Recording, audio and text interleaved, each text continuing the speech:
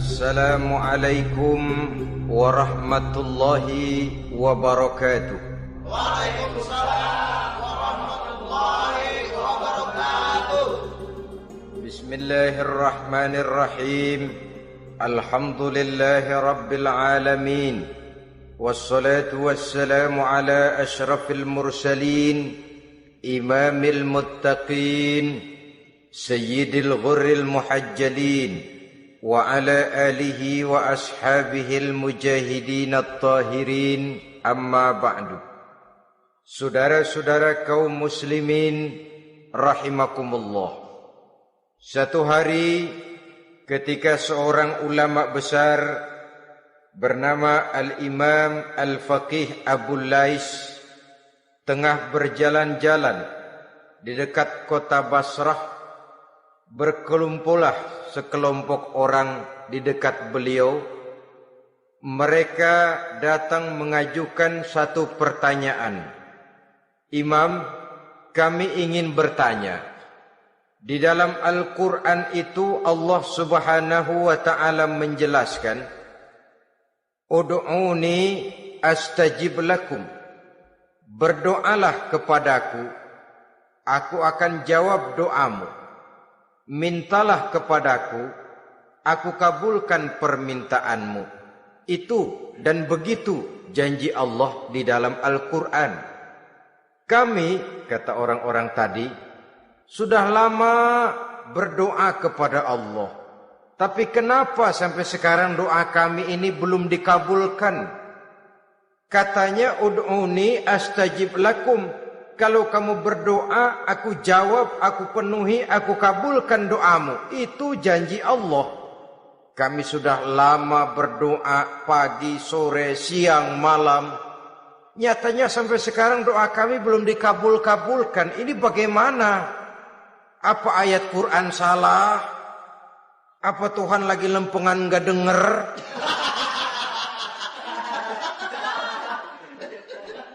Apa doa kami yang terbalik?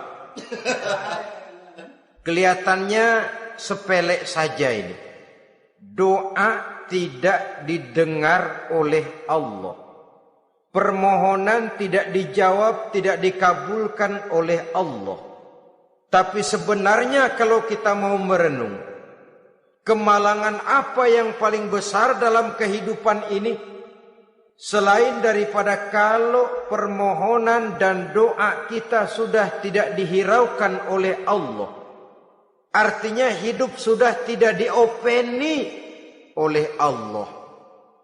Jangankan Allah, saudara-saudara. Kita nggak diopeni sama mertua saja bingung.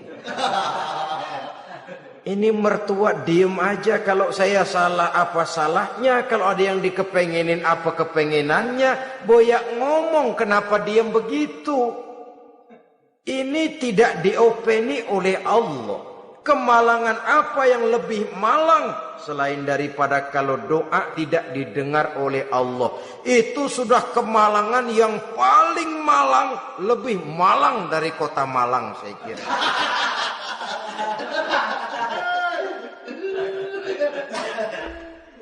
Menghadapi pertanyaan ini, Imam Al-Faqih Abu Lais senyum. Lalu beliau berkata, tuan-tuan, tahu kenapa doa tuan-tuan tidak dijawab? Permohonan tidak dikabulkan? Allah sudah tidak memperdulikan tuan-tuan ini? Kami tidak tahu, Imam, maka kami bertanya. Begini, hati tuan-tuan itu mati. Dari hati yang mati, channel tidak nyambung kepada Allah. Dari channel yang putus tidak ada getaran strom. Bagaimana akan timbul gejala? Hatimu mati, jadi pantas kalau doa tidak dikabulkan, permohonan tidak dipenuhi, doa tidak terjawab, hatimu mati. Saudara-saudara kaum muslimin, dari hati yang mati ini, getaran tidak akan sampai ke hadratullah azza wa jalla. Nah, ini juga satu penyakit yang kita sangat khawatirkan, yaitu apabila hati kita sudah mati selagi jasad masih hidup. Artinya, jadilah kita bangkai berjalan di hadapan Allah Subhanahu wa ta'ala. Sementara kita sangat disibukkan dengan menggali berbagai macam jenis obat penangkal penyakit zahir, dan kita kurang perhatian untuk mencari obat penangkal penyakit batin yang kalau diserang penyakitnya menghancurkan kehidupan abadi di akhirat nanti. Perkembangan ilmu kedokteran nyata benar diikuti dengan perkembangan jenis-jenis penyakit. Makin maju ilmu kedokteran, makin modern penyakit. Ngerti juga rupanya itu penyakit. Dulu kita tidak kenal yang namanya AIDS. Kita tidak tahu yang namanya liver. Kita tidak kenal yang namanya stres. Paling yang banyak cika, masuk angin, dan sebagainya. Tapi baiklah. Penyakit-penyakit batin yang menyebabkan hati menjadi mati, dan dari hati yang mati doa tidak naik, tidak didengarkan oleh Allah Subhanahu wa ta'ala. Nah, kata orang-orang tadi, yang menyebabkan hati kami mati ini apa, Imam? Beliau menjawab, pertama, araftumullaha wa lam tu'tuhu haqqahu. Yang menyebabkan hatimu jadi mati, pertama, kamu kenal benar kepada Allah, tapi haknya untuk disembah, kewajibanmu untuk menyembah, tidak pernah kamu laksanakan. Bagaimana Allah tidak akan jauh dari kita kalau kita tidak akan mengadakan pendekatan kepadanya? Dan pendekatan kepada Allah hanya bisa kita tempuh melalui jalur kegiatan ritual ibadah. Allah akan terlalu jauh apabila kita hanya membicarakannya lewat filsafat dan renungan yang mendalam. Tapi Allah akan dekat dan terasa hadir dalam hidup apabila kita dekati Ia dengan pelaksanaan ibadah kepadanya.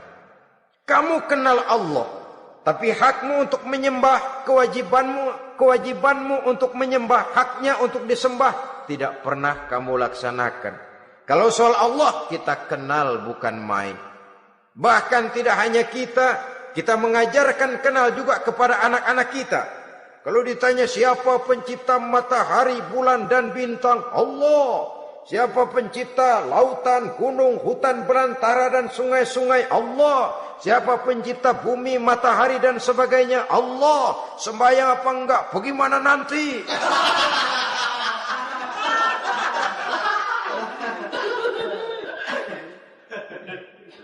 Tanpa pendekatan, Allah akan jauh. Apabila Allah jauh, maka doa tidak akan didengarkan olehnya. Oleh sebab itu, logika mengajarkan kepada kita, berpayahlah dulu, wa man ladzatu illa ba'da ta'ab, inna ma'al usri yusra. Di balik kesulitan menunggu kemudahan. Nikmat baru akan terasa, kelezatan hidup baru akan terasa setelah kita jerih payah banting tulang peras keringat. Rasanya memang lebih nikmat sepotong singkong hasil cucuran keringat sendiri ketimbang roti dijejelin orang. Ini berarti kita ingin mohon pertolongan kepada Allah. Sementara dengan Allah sendiri kita jauh.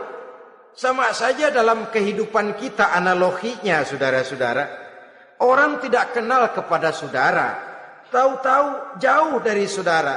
Tahu-tahu datang mau minjem duit. Apa kesan saudara? Enak aja, kenal enggak, dekat enggak, datang-datang mau minjem duit. Emang duit percetakan bapak lu?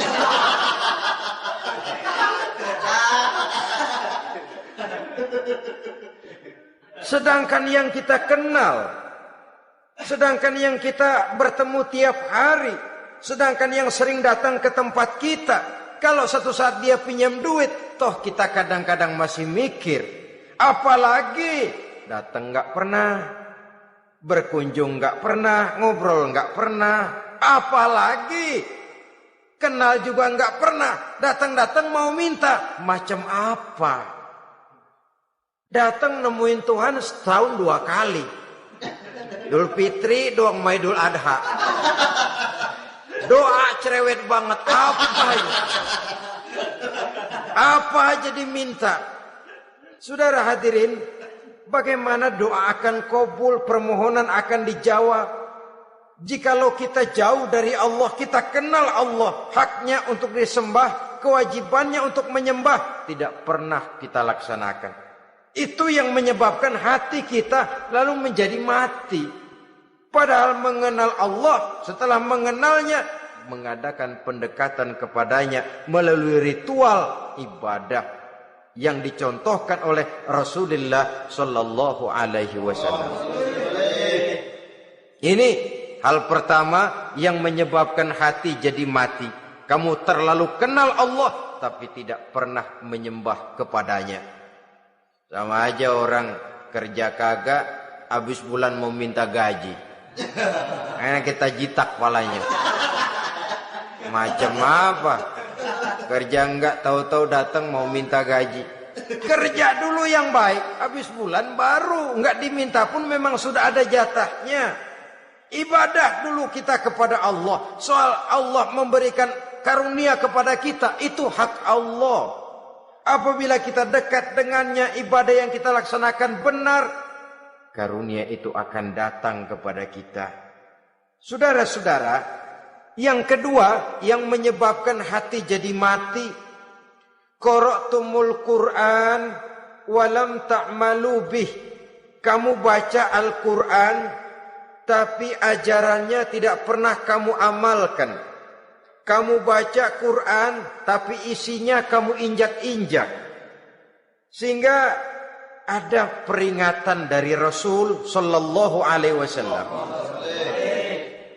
Beliau bersabda, "Iza azzamat ummatid dunya wa fi riwayatin dinaron wa dirhaman nuzi'at minha haibatul Islam. Wa iza turikatil amru bil ma'rufi wan nahyu 'anil munkari hurimat 'alaihim barakatul wahyi. Wa iza tasabat ummati saqatat min ainillah." 3 peringatan keras tapi yang merupakan gejala penyakit kita umat Islam diperingatkan oleh Nabi kita. Pertama, iza azzamat ummatid dunya. Apabila umatku telah terlalu mengagung-agungkan dunia.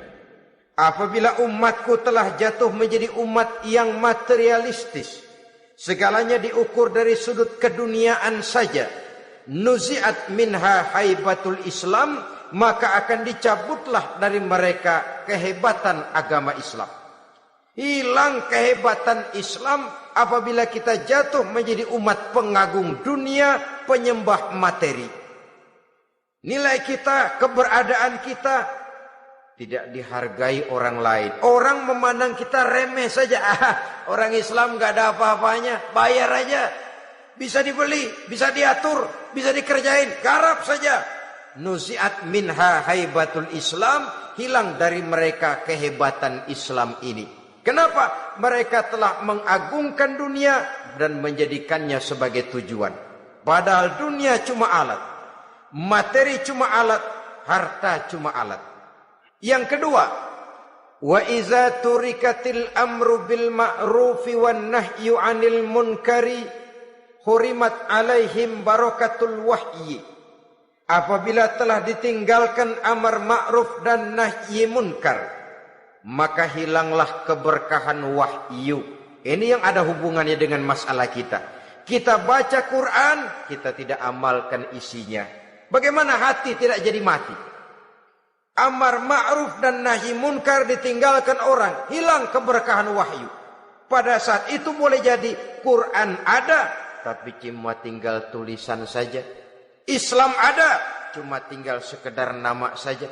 Diseminarkan, disimposiumkan, dimuktamarkan, tapi tidak dijabarkan dalam kehidupan sehari-hari.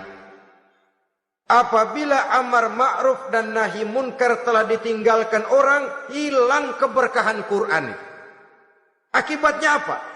Apabila amar ma'ruf tidak lagi digalakkan orang, nahi munkar tidak dilaksanakan orang, lalu orang menilai sesuatu menurut seleranya sendiri. Mana yang ma'ruf, mana yang munkar, tidak ada lagi patokan utama. Kalau baik kata otaknya, dia kerjakan. Tidak baik menurut otaknya, dia tinggalkan. Agamanya adalah otak, berhalanya adalah akal. Akhirnya umat kehilangan pedoman. Tidak lagi jelas mana batas yang ma'ruf, mana batas yang munkar. Dalam kondisi sedemikian, akhirnya akan terjadi penjungkiran nilai. Paling celaka nantinya, yang ma'ruf malah dianggap munkar, yang munkar malah menjadi ma'ruf. Peringatan ketiga dari Nabi, wa iza tasabat ummati saqatat min ainillah. Apabila umatku sudah saling berbantahan, apabila umatku sudah saling caci memaki, saqatat min ainillah, jatuhlah mereka dalam pandangan Allah Subhanahu wa taala. Hilang wibawa umat yang sudah saling mencaci maki, saling menjatuhkan, saling gasak, gesek, gosok. Justru agama menganjurkan kita ini saling asah, asih, asuh. Kadang yang kita praktekkan kita ini saling gasak. Yang kedua, saling gesek. Yang ketiga, saling gosok. Gasak, gesek, gosok. Kacau kita ini. Saling gasak, menjegal kawan seiring, menggunting dalam lipatan. Saling gosok, fitnah sana, fitnah sini. Saling gesek, sikut kiri, sikut kanan. Tidak peduli orang lain luka dan sebagainya. Yang penting dia bisa nangkring. Jatuh kita dalam pandangan Allah apabila umat sudah saling mencaci maki. Maka kita kembali kepada persoalan. Hal kedua yang menyebabkan hati jadi mati, qara'tumul Qur'an walam ta'malu bih. Kita baca Al-Quran tapi ajarannya nyaris tidak kita amalkan di dalam kehidupan kita. Akibatnya hati lalu jadi mati. Itu yang kedua. Yang ketiga yang menyebabkan hati jadi mati dan doa tidak terjawab, idda'aitum annakum min ummati Muhammadin sallallahu alaihi wasallam wa lam ta'malu bi sunnatihi. Kamu mengaku, kamu memproklamirkan diri sebagai umatnya Nabi Muhammad, tapi sunnahnya tidak pernah kamu amalkan. Malahan perkembangan paling akhir bukan saja tidak mau mengamalkan sunnah, malah mengingkari sunnah. Inna lillahi wa inna ilaihi raji'un. Oh, Nabi Muhammad itu manusia biasa seperti kita. Sebagai manusia dia bisa salah. Dan ternyata hadis banyak yang palsu. Yang otentik cuma Quran. Selebihnya adalah sejarah. Tidak ada itu sunnah. Langsung saja kepada Quran. Oh, hadis itu bukan sumber hukum. Oh, tidak perlu mengamalkan sunnah. Saudara-saudara kaum muslimin, mengaku kita umat Nabi, tapi sunnahnya kita campakkan, tidak kita amalkan. Setelah tidak kita amalkan, kita campakkan. Setelah kita campakkan, kita ingkari pula. Inna lillahi wa inna ilaihi raji'un. Bagaimana hati tidak jadi mati? Kalau siang malam kita memproklamirkan diri sebagai umat Nabi Muhammad, sementara sunnahnya kita campakkan, kita abaikan, dan kita ingkari dia. Sunnah itu. Padahal jikalau sekarang kita mengenal Islam, jikalau kita sekarang mengerti halal haram, tahu hak batil, bisa memilah dan memilih antara yang ma'ruf dengan yang munkar, itu utamanya adalah karena jasa Nabi Muhammad sallallahu alaihi wasallam. Yang dari generasi ke generasi dilanjutkan oleh para sahabat, oleh tabi'in, oleh tabi'it tabi'in, terus oleh para ulama-ulama sampai kepada kita sekarang ini. Walaupun beliau hanya berfungsi sebagai penyampai, tapi kepribadiannya dijadikan model oleh Allah Subhanahu wa taala di dalam kita melaksanakan kehidupan beragama. Bahwa beliau manusia seperti kita, memang dalam arti unsur biologisnya ya manusia, punya darah, punya daging, punya hati, punya perasaan, bisa sedih, bisa gembira, tetapi beliau itu termasuk basyarun la kal basyar, manusia yang tidak seperti manusia pada umumnya, punya spesifik. Dan itu wajar sebagai seorang Rasul pilihan Allah, apalagi merupakan Rasul pilihan dari sekian puluh pilihan. Bahwa jamrud itu batu memang, tapi nilainya kan berbeda dengan batu kolar. Satu truk batu kolar dengan barangkali segenggam batu jamrud, nilainya tentu jauh lebih mahal batu jamrud. Kalau soal batunya, sama batunya, tapi nilainya berbeda karena esensinya berbeda. Kita manusia, Nabi Muhammad juga manusia, sama manusianya memang, tapi kualitasnya, nilainya tentu jauh panggang daripada api. Itu sebabnya Allah menjadikan beliau sebagai model. Laqad kana lakum fi rasulillahi uswatun hasanah. Di dalam diri Rasul itu terdapat contoh teladan yang sangat baik bagi kita. Oleh karenanya pada pertemuan kali ini, apabila kita konsekuen mengaku umat Nabi Muhammad, marilah konsekuen juga menegakkan sunnahnya. Yang keempat, yang menyebabkan hati jadi mati dan doa tidak terjawab, akaltum ni'mata rabbikum walam tashkurulah. Tiap hari kamu makan nikmat Tuhanmu, tapi kamu tidak pernah mau bersyukur kepadanya, kepada Allah Subhanahu wa ta'ala. Nikmat Tuhan kita doyan banget, tidak pernah sehari dan sesaat pun terlepas diri dan hidup ini dari nikmat-nikmat yang diberikan Allah. Sejak kita bangun tidur sampai tidur kembali, bahkan tidur itu sendiri, di pasar, di sawah, di kantor, dimanapun kita berada, gak pernah nikmat Allah berhenti. Hidup kita dalam alam diberikan segala fasilitas untuk menunjang kehidupan. Gak pernah Allah pasang pajak matahari, gak pernah Allah pasang pajak gas udara. Nikmat-nikmat yang banyak itu tiap hari kita kecap, tiap hari kita nikmati. Tapi kita tidak pandai bersyukur. Padahal Allah memberikan peringatan keras dalam hadis qudsinya. Man lam yashkur ala na'mai wa lam yasbir ala balai falyakhruj min tahti samai wal yatlub rabban siwaya. Siapa yang tidak mau bersyukur terhadap nikmat yang aku berikan kepadanya dan tidak mau bersabar terhadap ujian yang aku berikan kepadanya, silahkan keluar saja dari kolong langit ini dan cari Tuhan selain aku. Diusir oleh Allah.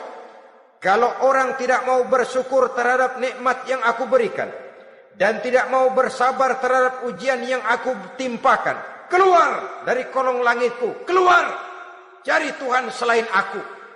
Diusir. Lah yang ngusir Allah. Anak sekarang bilang mau ke Menong.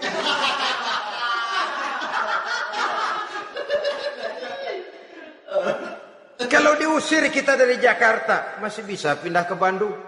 Diusir kita dari Bandung, bisa pindah ke Jogja, Solo. Diusir kita dari Indonesia, bisa pindah ke Singapura, Malaysia. Diusir dari kolong langit, mau cari langit mana lagi? Kalau kau tidak mau mensyukuri nikmatku, tidak sabar terhadap ujian yang aku berikan kepadamu, keluar saja, keluar dari kolong langitku ini, cari Tuhan selain aku. Kalau istilah kita mah Tuhan, jengkel banget udah itu. Nikmatku, nikmat yang aku berikan kau makan, tapi kepadaku engkau tidak pernah mau bersyukur. Saudara-saudara kaum muslimin rahimakumullah, wajar. Kita dulunya tidak ada, sekarang ada nikmat. Susunan biologis manusiawi kita demikian cantik, nikmat. Tinggal di bumi, fasilitas yang kita perlukan disediakan, tinggal kemampuan kita mengelolanya. Nikmat. Diberikan kita otak yang membedakan kita dengan binatang, nikmat. Diberikan kita agama, diutus para rasul untuk jadi model dalam kehidupan kita, nikmat. Kalau cara kita emang kurang apa sih? Apa yang kurang, hai manusia? Engkau tidak ada, aku adakan.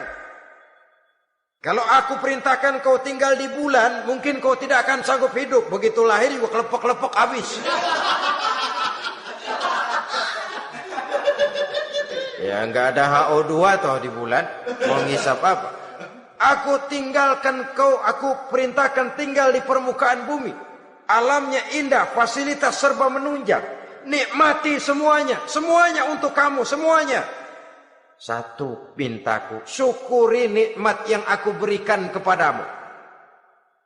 Ya bukan cuma syukur dalam ucapan, syukur dalam perbuatan.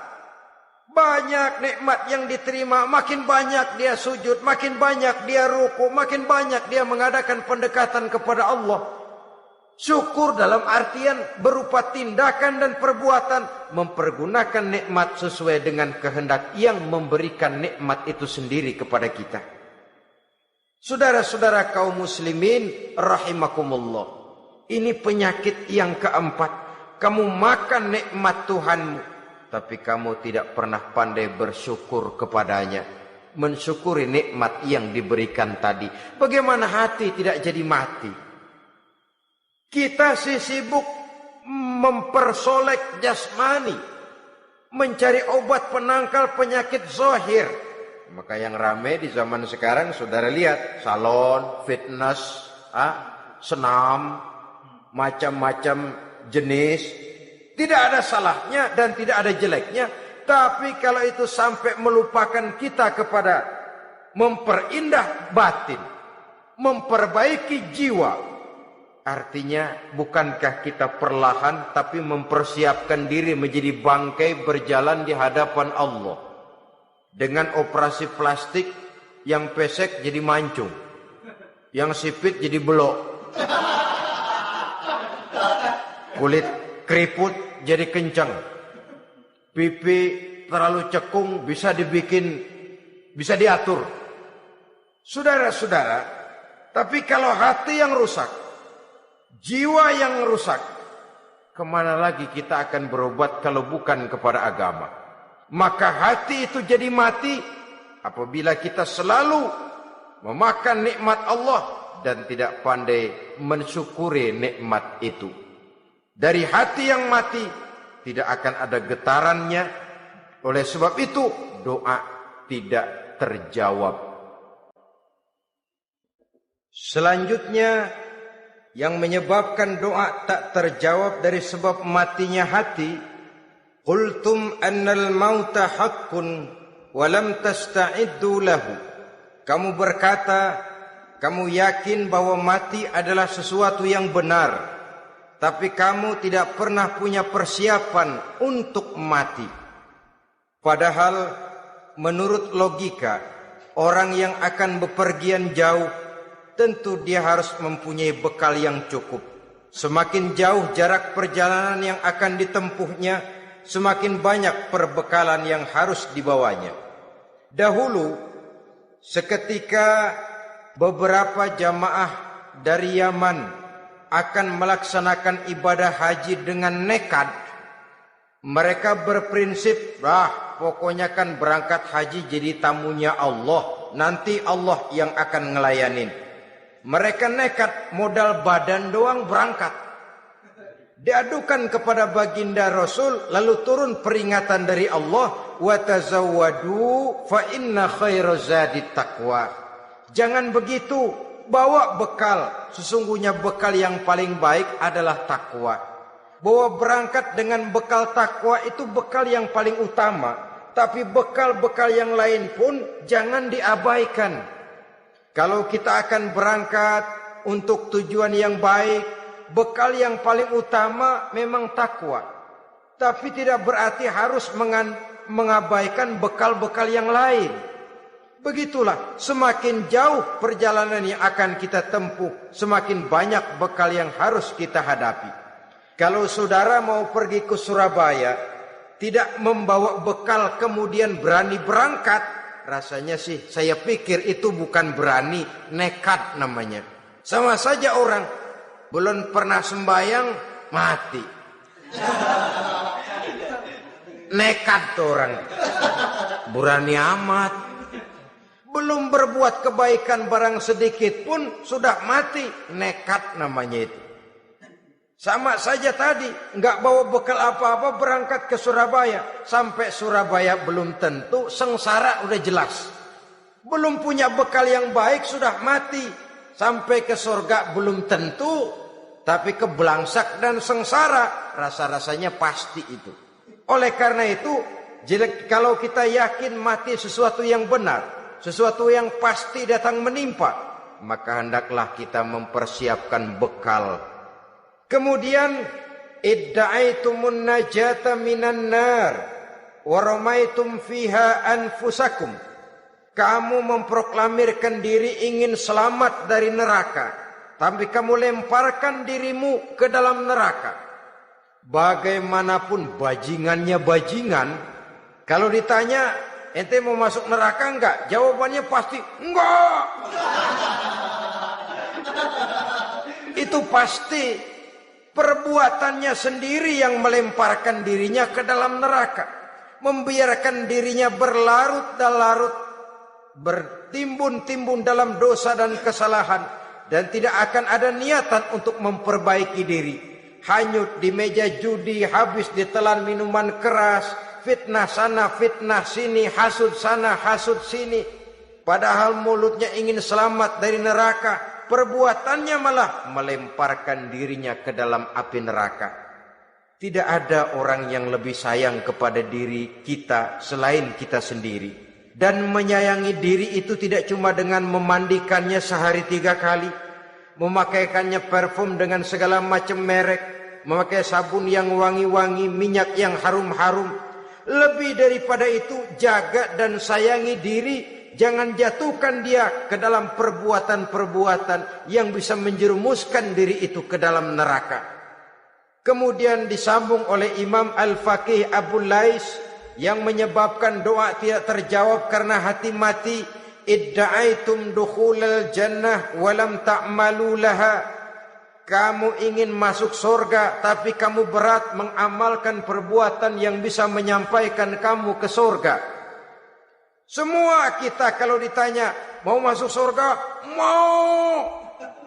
Tapi jarang yang berlomba melakukan perbuatan-perbuatan yang bisa menyampaikan kita ke surga. Kemudian yang terakhir kata Imam Al-Faqih Abu Lais, dafantum mautakum walam ta'tabiru laha.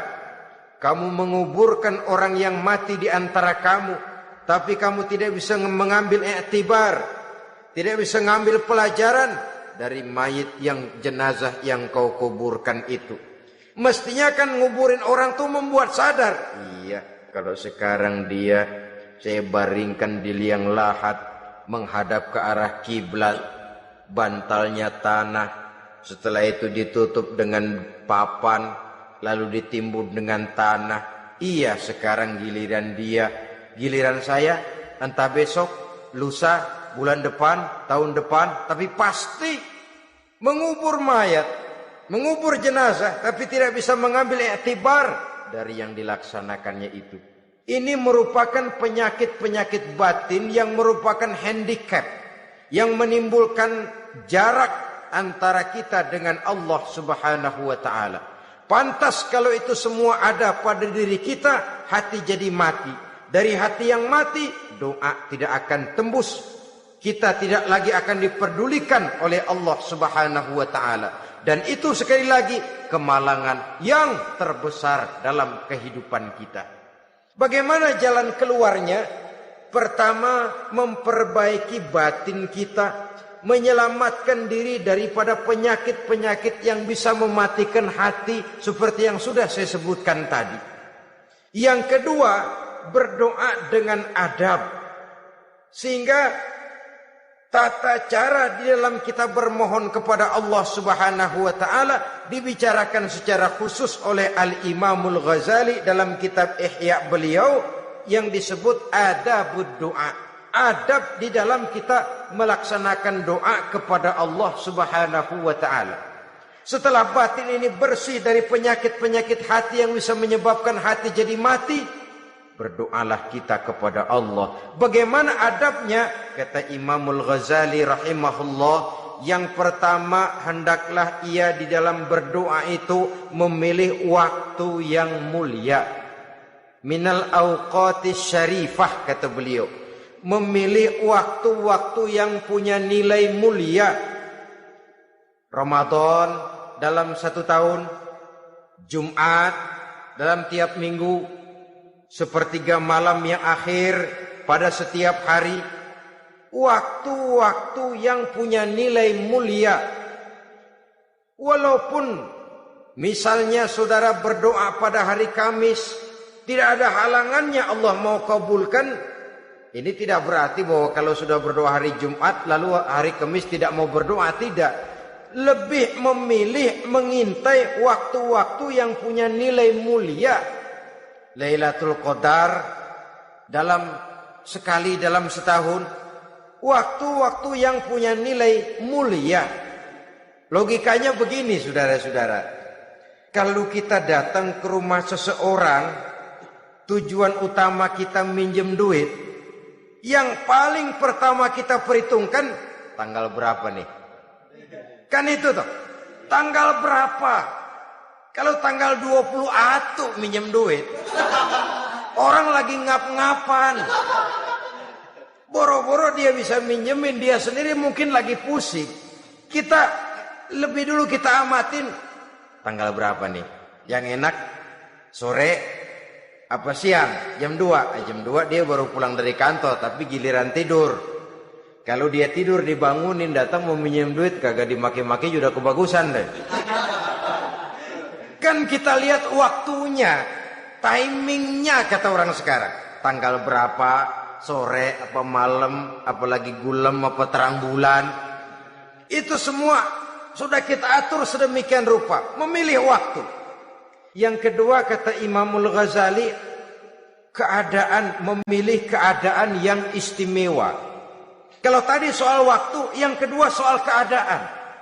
Ada situasi-situasi di mana doa itu diijabah oleh Allah Subhanahu wa taala. Di antaranya kata Imam Abi Hurairah, "Inda zahbi sufuf fi sabilillah." Pada waktu mengatur barisan perang membela agama, di situ doa kabul. Inda nuzulil ghais, ketika turun gerimis, di situ doa makbul. Inda iqamis shalah, ketika salat mau didirikan, riwayat lain bainal azan wal iqamah, antara azan dan qomat, di situ doa makbul.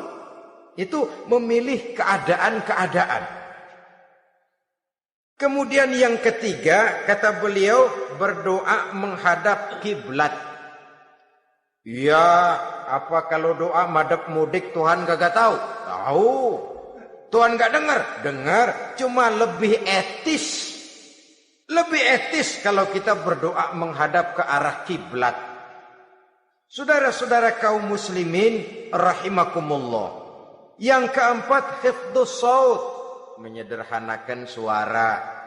Tidak terlalu keras, juga tidak terdengar orang lain, apalagi kalau doa kita diaminkan oleh orang lain. Tidak usah terlalu keras. Kenapa? Karena Allah yang kita meminta kepadanya bukan zat yang tuli, bukan zat yang buta, bukan zat yang tidak dengar, bahkan Dia Maha dengar. Juga tidak terlalu seperti orang berbisik-bisik, apalagi kalau doanya doa bersama-sama. Tapi kadang-kadang terdorong oleh husnuzon dari para makmum saja. Tidak peduli apa yang dibaca oleh imam, yang kedengaran cuma amin aja gerengan. Amin, amin, amin, amin, amin, amin.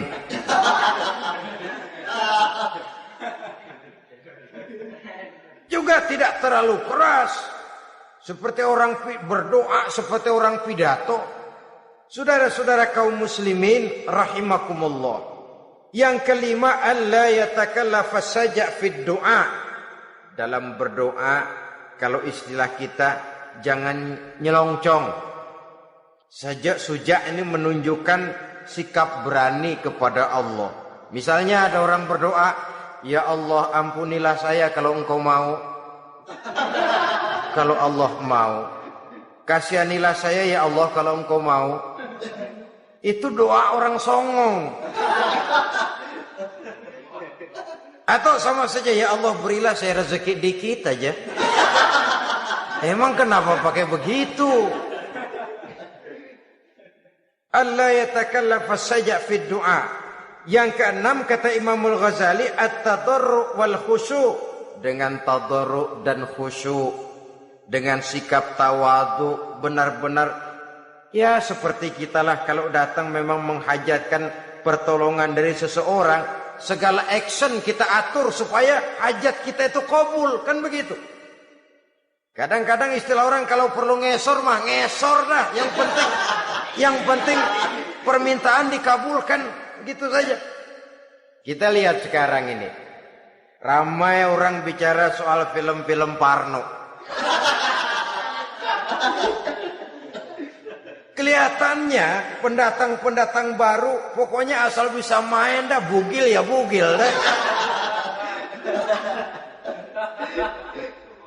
Yang penting nyohor, bisa tampil. Walaupun dalinya semua sama, mula-mula cuma iseng. Adegan panas bagaimana? Kalau tuntutan skenario apa boleh buat? Apa boleh buat? Emang nggak bisa milih. Setelah film beredar baru saya juga jijik ngelihat, ya tadi kemana waktu bikin? Udah jadi baru jijik, bikinnya merem memang itu.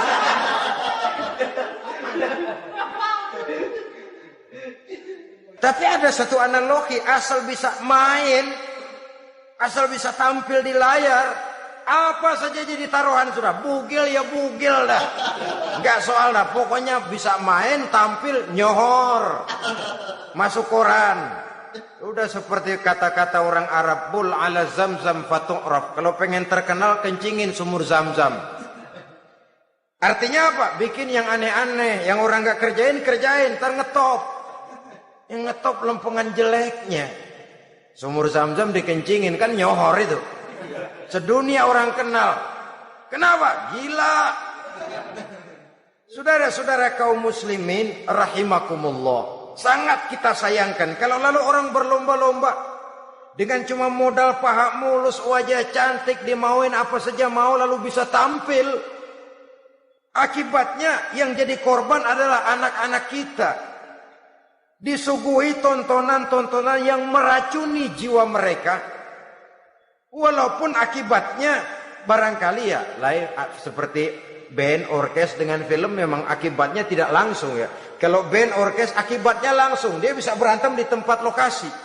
Film orang nonton tahu dia di tempat itu, bukan di tempat itu dia praktek, pulang jadi pikiran dia. Tadi serem ya, ntar kalau udah kesempatan kita praktek. Ntar ngancemnya itu yang gak enak. Tapi yang saya analogkan dengan persoalan kita, tingkah pola artis apapun dilakukan asal bisa main. Nah itu tuh, asal dapat kesempatan acting.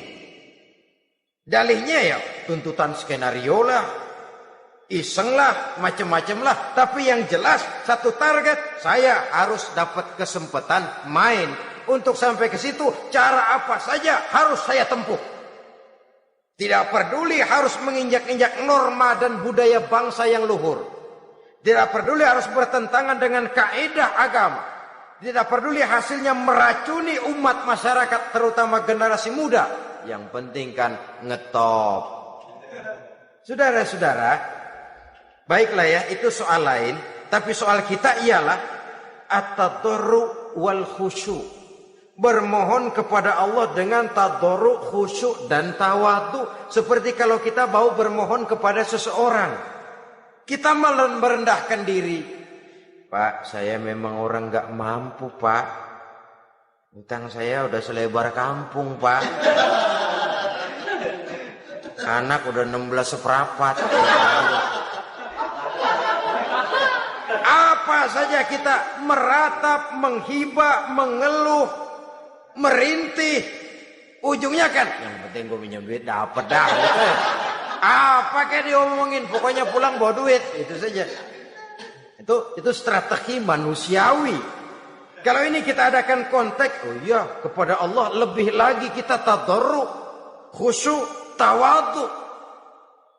Doa dengan tawadhu, sebab kita akan bermohon kepada yang serba maha. Menghadap ke arah kiblat, duduk bertafakur dengan khusyuk, tawadhu. Jangan doa sembari tolak pinggang.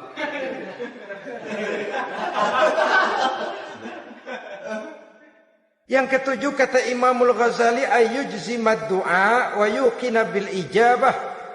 Hendaknya dia menjazamkan doanya itu dan yakin bahwa doanya akan dikabulkan oleh Allah.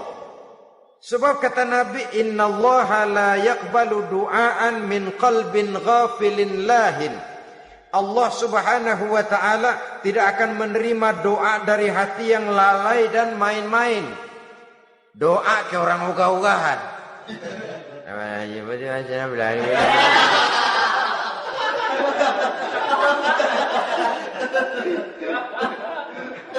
Kali malaikat nyongok dong, lu minta apa lu?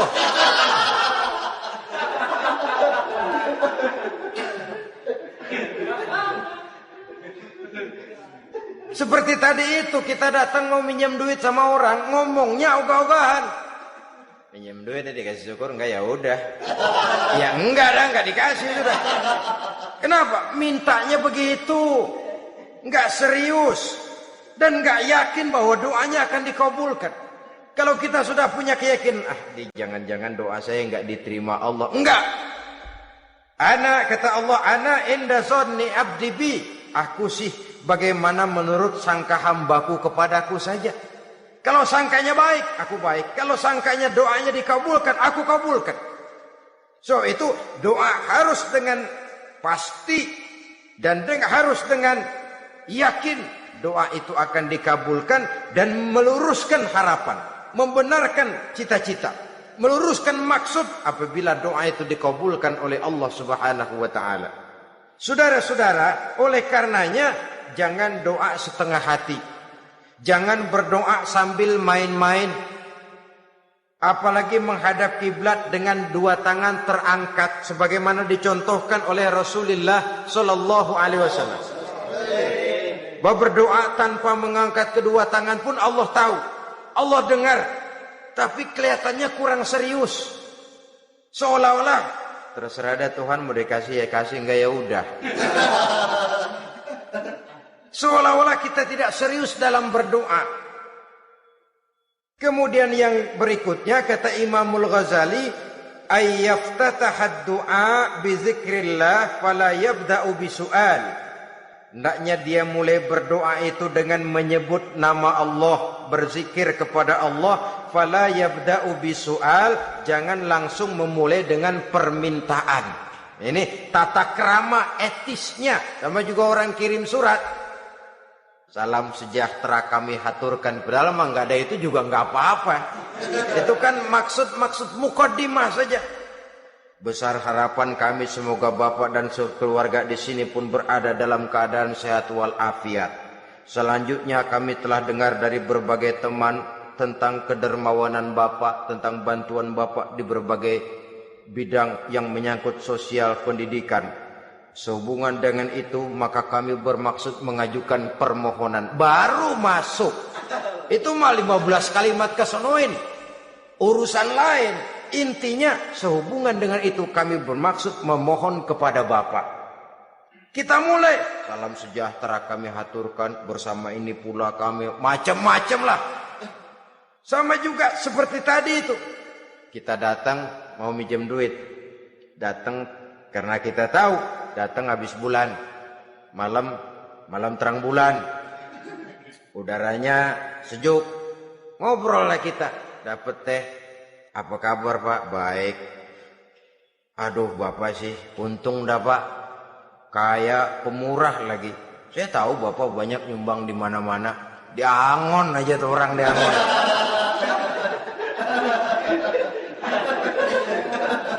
Kira-kira udah mau telap aja baru dikedat.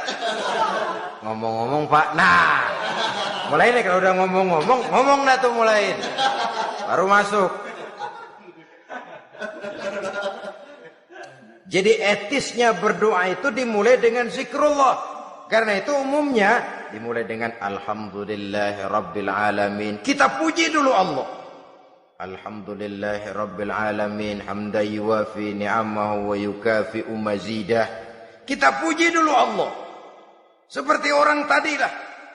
Kita puji dulu kebaikannya. Walaupun pada akhirnya kita minjem duitnya. Ya, sebenarnya Allah nggak perlu dipuji toh. Dipuji atau tidak Allah tetap termulia. Ini etis manusia. Allah tidak berharap untuk dipuji oleh manusia. Allah tidak untung seluruh alam memujinya. Manusia mau muji atau tidak itu urusan manusia sendiri. Allah tidak minta untuk dipuji. Allah juga tidak gila kepada pujian. Kalau kita memulai doa dengan pujian, etis kita kepada Allah Subhanahu wa taala di dalam kita bermohon kepadanya. Saudara-saudara kaum muslimin rahimakumullah. Kemudian menyesuaikan doa dengan kondisi. Ini termasuk syarat batin ya, taubat, waraddul mazalim kata Imam Ghazali, menolak segala macam kezoliman. Artinya kalau berdoa tuh tahu diri. Kalau gaji kita sebulan 700 atau 800 900 ribu, berdoa minta rezeki 1 juta, itu tahu diri namanya. Kan cuman kurang 100 ribu. Ya, kalau kerja kagak minta gajian 1 juta. Pengen doa dikabulkan, rasanya secara etis nggak tahu diri orang berdoa seperti itu. Orang datang mau minta duit, mau pinjam duit kepada kita, kan kita lihat kira-kira mampu ngembaliin nggak nih orang. Kita lihat, kita evaluasi kemungkinannya. Lalu si yang minjem tentu tahu diri. Kalau memang kekuatannya ngembaliin, tidak seperti kekuatannya mulangin, hendaknya dia timbang rasa. Begitu juga kepada kita etisnya kepada Allah Subhanahu wa taala. Tahu diri, menyesuaikan doa dengan keadaan. Kalau tidak ada gap terlalu jauh panggang daripada api, nanti nasibnya bagai si pungguk merindukan bulan. Apabila adab-adab di dalam berdoa ini kita perhatikan, sejak dia dari adab yang zahir sampai kepada adab yang batin, kemudian penyakit-penyakit yang membuat hati itu jadi mati, maka insya Allah doa kita dijabah oleh Allah Subhanahu wa taala.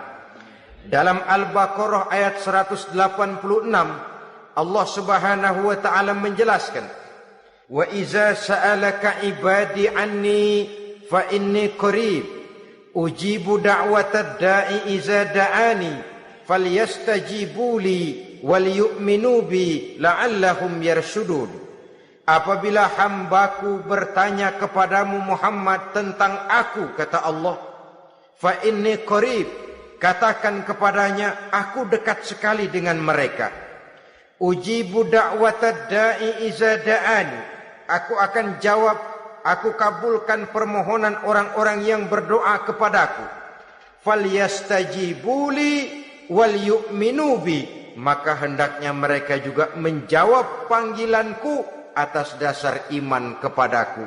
La'allahum yarshudun, semoga dengan ini mereka kelak mendapat petunjuk. Saudara-saudara, Al-Baqarah 186 ini dengan nyata menjelaskan kepada kita, Allah akan menjawab doa, mengabulkan permohonan apabila kita falyastajibuli wal yu'minu bi, juga menjawab panggilan Allah atas dasar beriman kepadanya. Logikanya tadi itu, araftumullaha wa lam tu'tuhu haqqahu. Kita tidak pernah mau menjawab panggilan Allah sementara kita berharap doa kita dijawab oleh Allah. Apa enggak pincang? Apa enggak berat sebelah? Panggilan Allah kita berat memenuhinya. Sementara kita sangat berharap agar permohonan kita, seruan kita dikabulkan oleh Allah. Menjawab panggilan Allah atas dasar beriman kepadanya. Kenapa? Ada orang menjawab panggilan bukan berdasarkan iman, tapi karena target lain. Datang sembahyang Jumat paling dulu, target utamanya pulang juga paling dulu nyabet sendal, nyabet sepatu. Menjawabnya iya, tapi tidak karena iman. Jadi apabila kita rajin menjawab panggilan Allah atas dasar beriman kepadanya, maka seruan, permohonan, doa niscaya dikabulkan olehnya. Ini saja, mudah-mudahan ada manfaatnya. Terima kasih atas segala perhatian. Mohon maaf atas segala kekurangan. Usikum wa nafsi bitaqwallah. Wassalamualaikum warahmatullahi wabarakatuh.